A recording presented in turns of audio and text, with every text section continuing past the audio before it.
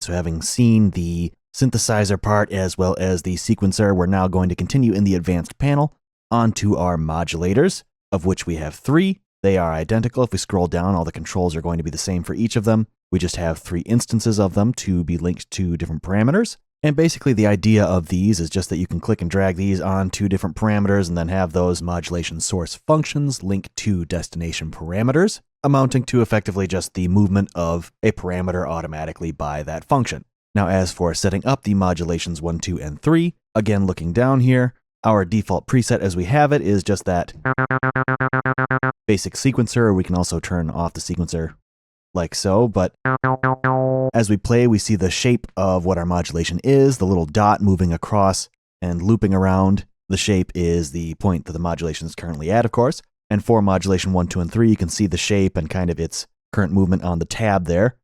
And we'll work with just a trigger here as we're looking at this, but basically on the bottom left, we have the time for it. So basically the sync, you can sync this in terms of hertz or cycles per second. So just the amount of times it'll go through per second, or also synced to the tempo of your standalone settings, as would be here or in the host DAW, if that's how it's set up running as a plugin.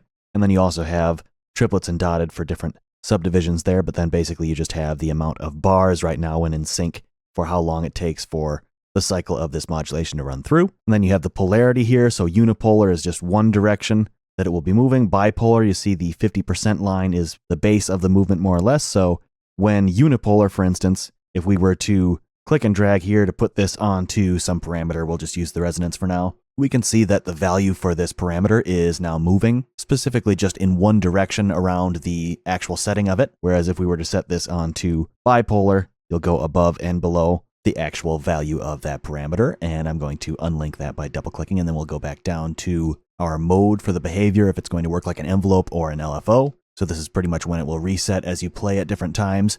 When set to 1, that's just like a one shot as you play. You can see that it's just going to run through and stop at the end of the cycle. So every time I trigger a note, a new point runs through the line. But if we have the sequencer on also, with one shot, it's going to only be 1 as well, because we are on a sequencer. It's not going to reset for every note as this setting is. And that is, of course, related to our re-trigger here. And that is because we're on key press. If we wanted that to restart per note trigger in the sequencer, you can click note instead.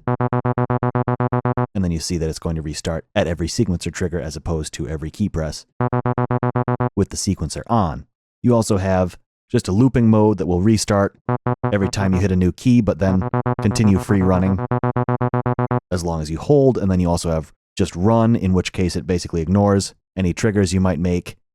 It just continues running. You'll see that the trigger is not highlighted. So depending how you want this to play, it's pretty simple to set up. And you also have the accent re-trigger, in which case this particular modulator will only re-trigger on an accented note. So I'll turn the sequencer off for right now, but the notes at lower velocities do not re-trigger this modulator. But if I hit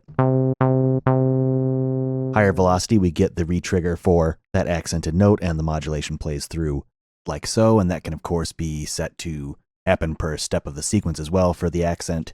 And you can also go by sequencer restart. So that just means that anytime we'll restart the sequencer set by its amount of steps, that will then restart the modulation instead of an actual key or note played.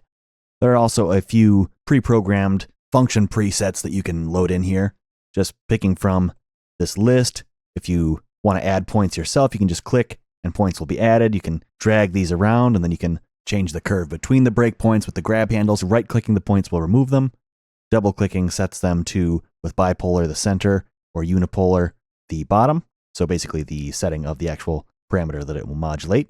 Or you can also just select from pre-made shapes here, and again, edit them like so. And you can also copy this shape onto whatever other function or modulation, basically. So now these two are the same. You can make changes, have them different, but all of those settings will then move over to that modulation function as well. And finally, on the right side, the scale is just basically a multiplier for how much that is going to actually apply wherever it is linked. And when it comes to linking, that's something we saw briefly, but a pretty simple setup for doing so. But basically, you just hover over the shape here, and then you see that icon, and then you just click and drag onto a parameter, and you see that there is a little knob that appears under it. I'll link it to the cutoff for now, and you see you can just change that amount, and the movement is previewed around the knob as you hover over it. So going through these different parameters, you can link to multiple parameters and you see the knob under anything linked there for that modulation. Then let's say we want to link modulation 2 on one as well. We then have the color-coded knobs for each modulation link under the knob. And you can either change those amounts positive or negative over the value shown on the knob, or you can also hover over the modulation and change that value there. And if you want to remove it, you can just double click to basically set to 0, move your mouse off, and then you'll see that as you come back, it is gone. You can also do so from the modulation here, double click to set back to 0, move off of it, and then that linkage is again removed. And you don't have to link onto the front panel. You can also click and drag onto the sequencer, for instance, any parameter that can accept that. If we turn it on, we can grab that here and link to your time, for instance, or you can even go on to different modulators to modulate parameters on there. Anytime you see a knob over it, that means that you can link to it. So it's a nice visual way of doing that. You can quickly point to exactly what you want to see and drag it to where you want it to go, and then adjust everything like that with simply hovering over the knob that you want to work with to get some dynamic movement aside from just the sequencer onto your sounds as you're playing. So nothing too complicated, but a nice, concise, centralized way of dealing with essentially a modulation matrix for these modulation functions.